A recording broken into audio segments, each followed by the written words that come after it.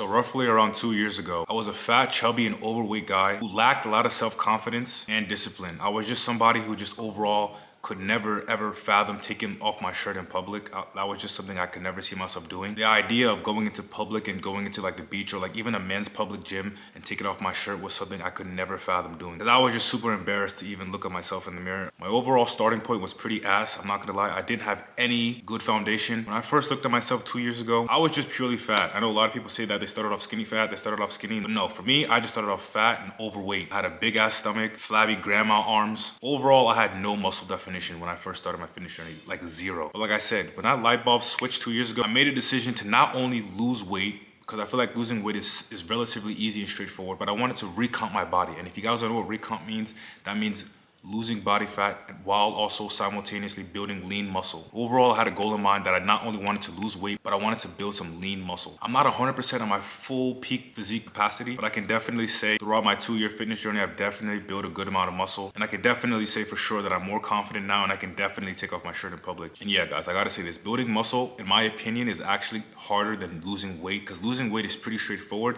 Anybody could lose weight by literally just cutting calories. But when you wanna build muscle, that's actually something you have to intentionally do by going to the gym, hitting certain workouts and trying to stimulate certain muscle groups. I'm gonna break it down into 3 main key components that I think you're gonna need to know that is absolutely crucial and pivotal, that if I was told this very, very early on in my fitness journey, I probably would have made a lot of progress very, very early on. So I wanna share these tips with you guys. Now, one common misconception that held me back when I was trying to build some lean muscle, and what I feel like is holding a lot of you guys back, is by switching your workout routines every other week. What I mean by that, guys, is if you're running a push-pull leg split one week and then switching it to like an Arnold split the next week, just overall switching your overall workout routines, I do not think that's beneficial for anybody. What I've come to realize through my own research and what's overall worked for me is literally sticking to one simple workout routine and sticking with that workout structure for at least 3 months. Honestly, guys, if you guys didn't know, you could literally run the same split for years and still build lean muscle, especially early on in your fitness journey. So the whole idea of having to switch up your overall workout routines just because your body's like used to it, just because you think your body's getting used to it, and just maybe you think you're at like a plateau or a cap and that your body can no longer grow any more muscle doing the same workout,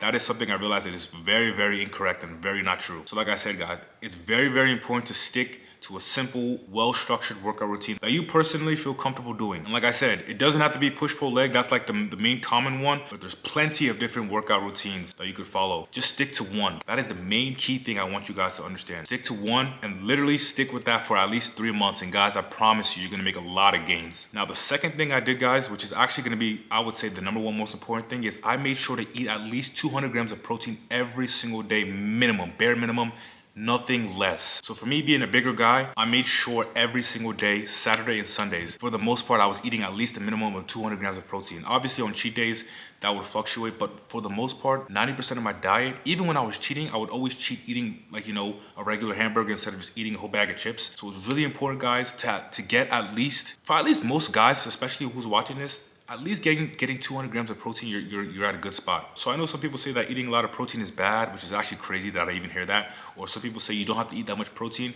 which I guess, I don't know.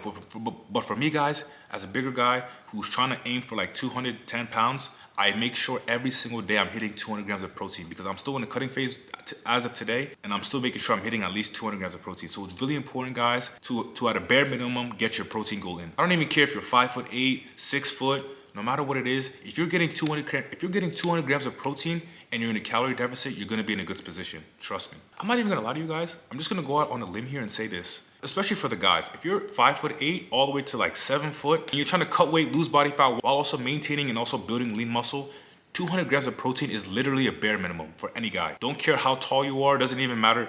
Every single guy who's serious about building muscle needs to get at least 200 grams of protein in every single day. They need to intentionally get at least 200 grams a day. I can't lie to you. That's very important. And my last point, guys, this may hit home for some of you guys, especially guys who've been going to the gym a lot consistently and just want to like basically ego lift. Guys, it is not crucial to ego lift in the gym. It is very, very important, guys, when you're trying to build lean muscle and have some actual definition, you need to be lifting with intention and lifting with good, proper form. I don't care what anybody says. I personally would even emphasize this for like intermediate lifters trying to still make some progress in their muscle gain. I recommend you guys to make sure you're lifting with good, proper form, because I know a lot of guys especially will try to ego lift, and like, if you go into the gym a lot, you see one guy lifting some crazy weight, you think you can try it out, and you're trying to just show off to nobody's even looking at you, but you're trying to show off either way. I mean, maybe somebody somebody will look at you if you can do it. But if you're just trying to show off at the gym for just some people, that's not going to help you. So making sure you're lifting with good proper form. You want to feel that muscle contraction. Whatever muscle group you're trying to pump and work out that day, you need to be making sure you're lifting heavy, but you're also lifting with good proper form. Because not only ego lifting is not going to really give you the results that you want to see long term, ultimately it's not even safe. The risk is not even worth the reward, in my opinion. So yeah, ultimately guys, it's really important to just lift with good proper form every time you're in the gym. Don't even spend more than an hour and 30 minutes in the gym. You don't need to spend that long in the gym. Making sure you're lifting with good proper form and at least doing 4 sets of 10 minimum each workout. And I'm actually a little bit hesitant to say progressively overload because for me at least, that is just something that'll subconsciously happen. When you're consistently hitting weights at a good overall form, you will start to notice that same exact weight, once you can hit a good weight for 10 clean reps, that's when you know your body's telling you you can increase the weight a little bit. So overall, it's important to progressively overload, but that is just something your body will just subconsciously do, and you'll just end up picking up bigger weights. But just don't automatically go for the biggest weight and try to push the biggest weight, because like I said, that shit is not gonna help you out in the long run. So yeah guys, hopefully you learned something from this video, man. If you guys enjoyed this video, make sure you guys like this video.